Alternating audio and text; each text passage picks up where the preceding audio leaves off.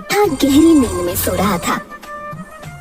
पुट्ठा की पत्नी शर्मिली कल ही एक बहुत बड़े वैद्य से पुट्ठा का इलाज कराकर वापस लौटी थी।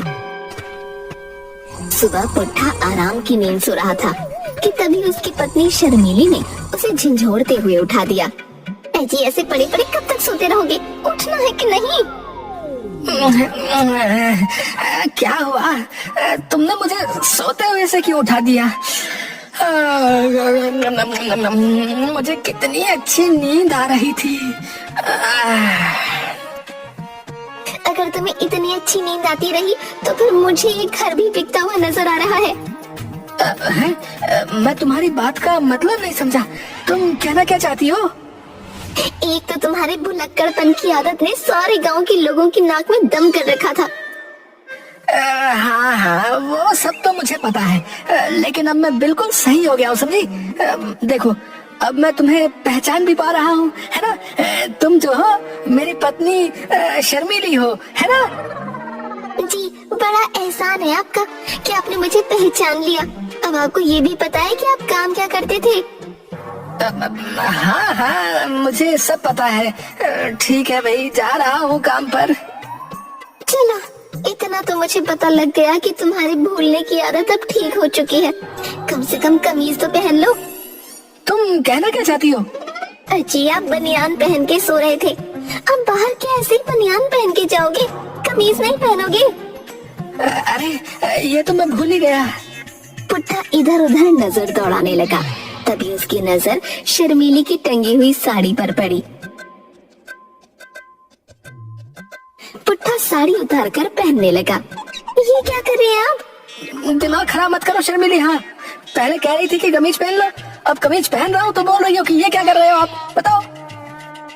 हाय मेरी किस्मत। अरे मूर्ख आदमी, ये कमीज नहीं मेरी साड़ी है। क्या साड़ी पहनकर जाओगे बाहर? शर्मिली की बात सुनकर पुट्ठा साड़ी को गौर से देखने लगा। शर्मिली क्रोधित हुई और पुट्ठा की कमीज अलमारी से निकाल कर ले आई।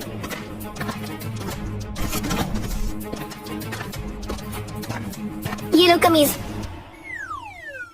मुझे लगता है उस वैद्य ने बेवकूफ मुझे बना दिया।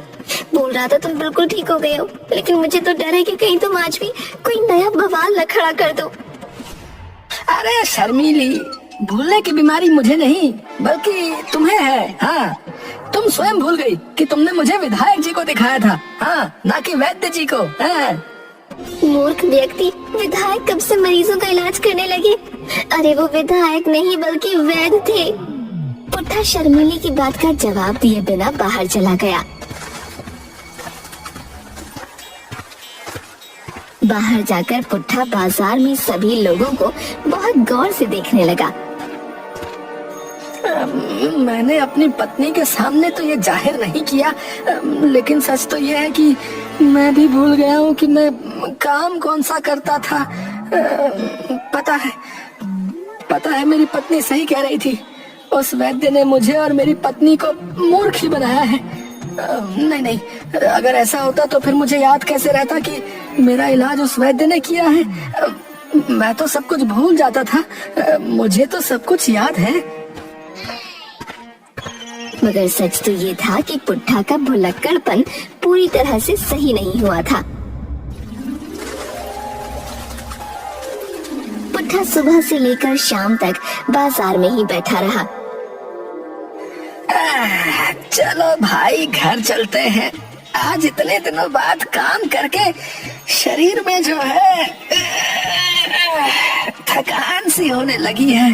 घर पर जाकर आराम से खर्राटे लेकर सोते हैं।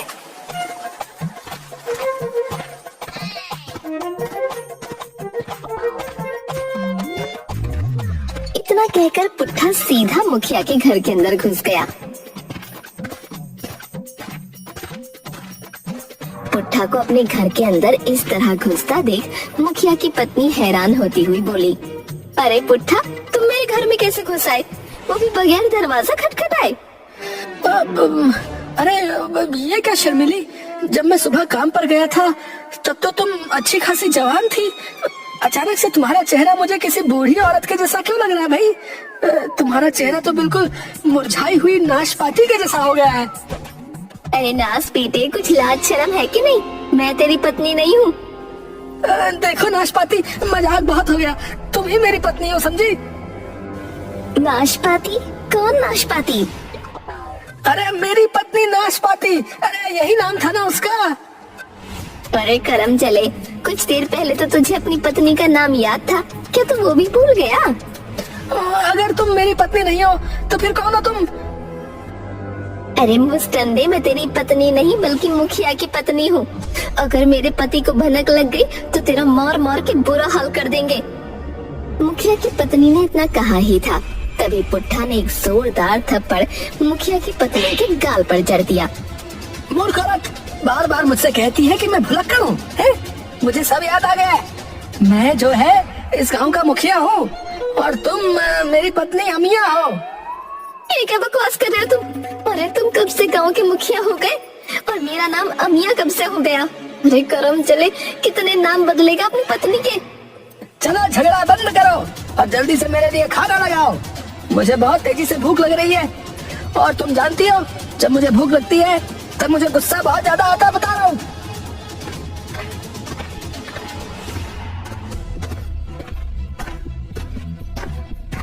तभी वहाँ मुखिया आ गया और पुट्ठा को देखकर बुरी तरह चौंक गया। अरे अब तू यहाँ क्या कर रहा है रे? मेरे ही घर पर आकर पूछ रहा है कि मैं क्या कर रहा हूँ अपने घर पर। कौन है तू? अरे लगता है इस भुलक्कड़ को फिर से भूलने का दौरा पड़ गया है। कुछ ना कुछ तो करना पड़ेगा, नहीं तो ये दिमाग का दही कर देगा। इतना बोलकर मुखिया पुट्ठा से बोला, अब आप कौन हैं? मैं इस गांव का मुखिया हूँ और ये मेरी पत्नी जो है रसभरी। अरे करम चले, कुछ देर पहले तो नाशपाती बोल रहा था मुझे, फिर अमिया बोलने लगा और अब मुझे रसभरी बोल रहा है। इससे पहले कि मैं कुछ कर बैठूं, अपनी मनहूस शकल लेकर चला जाए इसे। मुखिया की पत्नी मुखिया की ओर देखकर बोली, और आप तो इससे ऐसे पूछ रहे हैं कौन है आप, जैसे कि आप इसे जानते ही नहीं। अरे इसे धक्के देकर बाहर क्यों नहीं निकालते? अब थोड़ा शांत रहो भाग्यवान, ये भुलक्कड़ जो है फिर से भूल गया है कि ये कौन है। देखो गजनी बन गया है ये। उस गजनी को बाहर निकालो, नहीं तो कपड़े कूटने वाली पटकुन्नी से इस गजनी को कूट दूंगी मैं। ऐसा मत करना भाग्यवान, नहीं तो ये मर जाएगा और तुम जो है जेल चली जाओगी। मैं कुछ करता हूँ। मुखिया दौड़ते हुए पुट्ठा की पत्नी शर्मीली को अपने घर पर बुला लाया। शर्मीली पुट्ठा की ओर देखकर क्रोधित होते हुए बोली, आप तो कह रहे थे कि आप बिल्कुल सही हो गए हो, फिर यहाँ क्या कर रहे हो आप? तुम कौन हो? अरे अपनी दीदे फाड़ कर देखो, तुम्हारी पत्नी हूँ मैं। अरे शर्मीली, तुम इसे कैसे झेलती हो मुझे नहीं पता, लेकिन मैं भगवान की सौगंध खाकर कहती हूँ, अगर मेरा पति ऐसा होता ना तो मैं उसे जान से मार देती। अब मैं आपको क्या बताऊँ, कैसे बर्दाश्त करती हूँ इन्हें। इतना कहते कहते शर्मीली ने एक जोरदार मुक्का पुट्ठा के सिर पर मार दिया। मुक्का सर पर पड़ते ही पुट्ठा की आंखें किसी हिप्नोटाइज्ड व्यक्ति की तरह हो गईं। अरे शर्मीली, तुम यहाँ क्या कर रही हो और मैं यहाँ पर कैसे आया? अब मेरे पास इतना दिमाग नहीं है कि मैं तुम्हें बताऊं कि तुम यहाँ पर कैसे आए। चलो घर चलो, तुम तो काम पर गए थे ना। अरे ये कोई काम पर नहीं गया था शर्मीली, बाजार में लोगों ने मुझे बताया कि सारा दिन बाजार के कोने में बैठकर कुछ बड़बड़ाता रहा और शाम के समय जो है अचानक लापता हो गया। मगर मुझे क्या पता था कि ये मेरे ही घर पर आकर मेरी ही पत्नी को अपनी पत्नी बताने लगेगा। अचानक पुट्ठा बेहोश होकर गिर गया।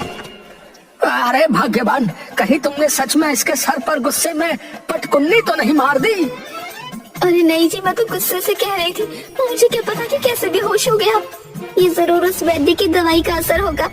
एक बार ये फिर से सही हो जाए उसके बाद मैं उससे सही से बात करूंगी। मुखिया जी कृपया मेरी मदद कीजिए, इन्हें उठाकर घर तक तो ले चलिए। शर्मीली मुखिया और मुखिया की पत्नी पुट्ठा को उठाकर उसके घर तक ले गए। घर जाकर पुट्ठा को अचानक होश आ गया। मैं कहाँ हूँ शर्मीली? अरे अपने घर पर। अचानक पुट्ठा घर से बाहर निकल गया। अजी कहाँ जा रहे हो आप? हे भगवान, कहीं ये फिर से बाहर जाकर कोई नया बखेड़ा ना खड़ा कर दे। मुखिया जी आप जाकर देखिए ना कहाँ गए हैं। अब शर्मीली मुझे क्षमा करना। अब पिछली बार जब ये गजनी बना था तब मुझे बहुत मार पड़ी थी। अब मुझे बख्श दो, मैं कहीं नहीं जाने वाला।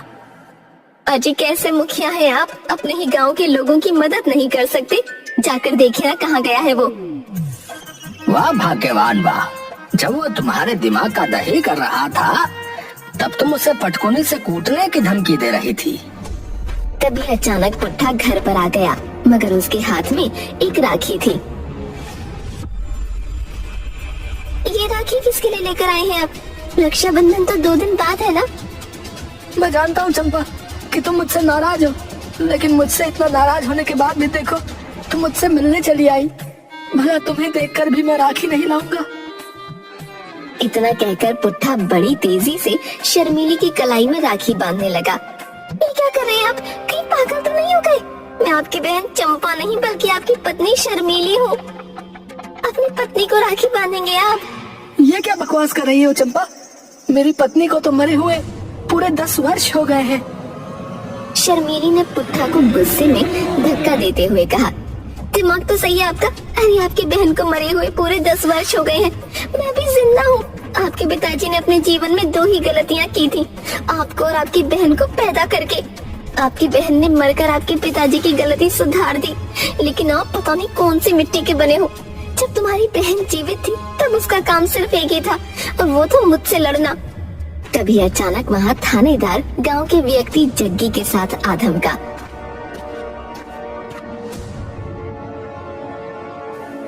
अरे जग्गी, तू यहाँ पर क्या कर रहा है?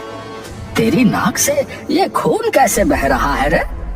और थानेदार साहब आप सब कुछ ठीक तो है? अरे क्या खाक ठीक होगा मुखिया जी? आपका ये गजनी भुलक्कड़ जो है अभी कुछ देर पहले मेरी दुकान पर आ धमका और सबसे महंगी राखी उठाकर भागने लगा। जब मैंने इससे पैसे मांगे तो इसने मेरे मुंह पर एक जोरदार मुक्का मार दिया। देखिए मेरी नाक से अभी भी खून बह रहा है। अरे क्यों रे? अरे इस तरह सरेआम गुंडागर्दी करेगा तू? अरे थानेदार साहब, इसको छोड़ दीजिए। जो है आप इसके बारे में कुछ नहीं जानते। ये भुलक्कड़ है, कभी कभी इसे भूलने के अचानक दौरे पड़ने लगते हैं थानेदार साहब। थाने में ले जाकर जब 2 डंडे मारूंगा ना तब इसकी भूलने की सारी आदत खत्म हो जाएगी। तुम सब भी मेरे साथ थाने चलो। इतना कहकर थानेदार पुट्ठा को पकड़कर सीधा थाने ले गया और बोला, जग्गी ने बताया कि तेरा नाम पुट्ठा है और तू इस गांव का आमिर खान वाला गजनी है। कौन कौन पुट्ठा? कौन? अरे तेरा नाम पुट्ठा। लेकिन मैं तो जो है पुट्ठा नाम के किसी व्यक्ति को नहीं जानता थानेदार। रे मुझे क्या मूर्ख समझा है क्या? है? तेरे नाम की रिपोर्ट दर्ज है। हाँ तो जाकर पुट्ठा को अरेस्ट करो ना। मुझे यहाँ पर क्यों उठाकर लेकर आए हो? तो क्या तू पुट्ठा नहीं है? नहीं, मैं पुट्ठा थोड़ी हूँ। अगर आपको जो है विश्वास नहीं है तो आप बगल में खड़े हुए और लोगों से पूछ लीजिए। चाहे तो आप मेरी पत्नी लीची से पूछ लीजिए। तुम्हारी पत्नी लीची? लेकिन मुझे बताया गया है कि तुम्हारी पत्नी का नाम शर्मीली है। पुट्ठा मुखिया की पत्नी की ओर इशारा करते हुए बोला, ये मेरी पत्नी है, इसका नाम लीची है। अरे नास बेटे, कितनी बार बता चुकी हूँ कि मैं मुखिया की पत्नी हूँ। तेरी पत्नी ये है शर्मीली। थानेदार मुखिया की ओर देखकर बोला, अजीब बात है, मैंने तो सुना था कि लीची फल का नाम है। तुम्हारी पत्नी का नाम वास्तव में लीची है क्या? थानेदार साहब, अगर कुछ देर आप इससे और बातचीत करेंगे तो आपका दिमाग का दही हो जाएगा। इसे छोड़ दीजिए। छोड़ तो जरूर दूंगा, लेकिन पूरी रात इसे हवालात में बंद करके। तभी पुट्ठा अचानक से थानेदार की ओर गौर से देखने लगा। रे ऐसे क्या देख रहा है बे? ऐसे देखकर मुझे डराना चाहता है? पुट्ठा ने थानेदार की पिस्टल बड़ी फुर्ती से निकाल ली और थानेदार पर तानते हुए बोला, सीधी तरह से अपने आप को कानून के हवाले कर दे, नहीं तो मैं पिस्तौल की सारी गोलियां तेरे ऊपर चला दूंगा। अबे अबे अबे पागल हो गया है क्या? मैं यहाँ का थानेदार हूँ, एक पुलिस वाले पर गोली चलाएगा तू? चोर कब से थानेदार बनने लगे हैं? अबे थानेदार मैं हूँ, थानेदार पुट्ठा, और तू नामी गिरामी चोर बिरजू है। ठीक है, तो फिर तू जो है मुझ पर गोलियां चला दे। पुट्ठा ने पिस्टल का ट्रिगर दबा दिया, मगर उसमें से एक भी गोली नहीं चली। इसमें गोली है ही नहीं मूर्ख आदमी। अब समझा मैं बिरजू है, तूने मुझे पिस्तौल की जगह चाकू थमा दिया, इसी वजह से इसमें गोलियां नहीं निकली है। इतना कहकर पुट्ठा ने वो पिस्टल सीधा थानेदार के मुंह पर दे मारी। अरे इसे ले जाओ यहाँ से, अरे मुखिया, और इसे किसी पागल खाने में भर्ती करो। इससे भूलने की बीमारी नहीं है, बल्कि ये जो है पूरी तरह से पागल है, पागल। अरे कुछ देर अगर ये और यहाँ पर रहा तो मैं वास्तव में सारी की सारी गोलियां पिस्टल में भरकर इसके ऊपर चला दूंगा। लेकिन थानेदार साहब, मेरी राखी के पैसे। अरे बाहर में गए तेरे राखी के पैसे हैं? यहाँ पर और रुका तो सारी रात तुझे हवालात में बंद करके तेरी वो हालत करूंगा कि तू राखी बेचना ही भूल जाएगा। तुम कौन हो है? तुम मुझे थाने से निकालने वाले कौन हो भाई? जबकि जाना तो तुम्हें चाहिए, थानेदार तो मैं हूँ। इतना कहकर पुट्ठा ने थानेदार का गला पकड़ लिया। अबे अबे छोड़ मुझे, अरे पागल हो गया है क्या? सीधी तरह से अपने जुर्म का इकबाल कर ले और अपने आप जाकर लॉकर में बंद हो जा। पुट्ठा के हाथों में अजीब ताकत थी। थानेदार डर की वजह से दौड़ता हुआ अपने आप लॉकअप में चला गया। ठीक है भाई, ठीक है थानेदार साहब, आप यहाँ से चले जाइए। मैं मानता हूँ कि मैं बिरजू चोर हूँ। थानेदार के इतना कहते ही पुट्ठा अचानक बेहोश हो गया। अरे मुखिया, अरे इसको ले जाए यहाँ से भाई। आप सही कहते हो, मुझे इसे गिरफ्तार ही नहीं करना चाहिए था। शर्मीली पुट्ठा को लेकर घर आ गई। तभी शर्मीली के मोबाइल पर वैद्य जी का फोन आ गया। हेलो वैद्य जी, आपने ये क्या किया? पुट्ठा की तो बिल्कुल भी भूलने की बीमारी नहीं गई, बल्कि मुझे तो लगता है कि उसकी हालत और ज्यादा बिगड़ गई है। घबराओ मत शर्मीली, इस दवाई का साइड इफेक्ट ये है कि इससे कभी कभी मरीज पहचान में फर्क भूल जाता है। पुट्ठा के साथ भी यही हुआ है। रात हो चुकी है, उसे गहरी नींद सोने दो, और जब तक वो ना उठे तब तक ना उठाना। सुबह तक सही हो जाएगा। इतना कहकर फोन डिस्कनेक्ट हो गया।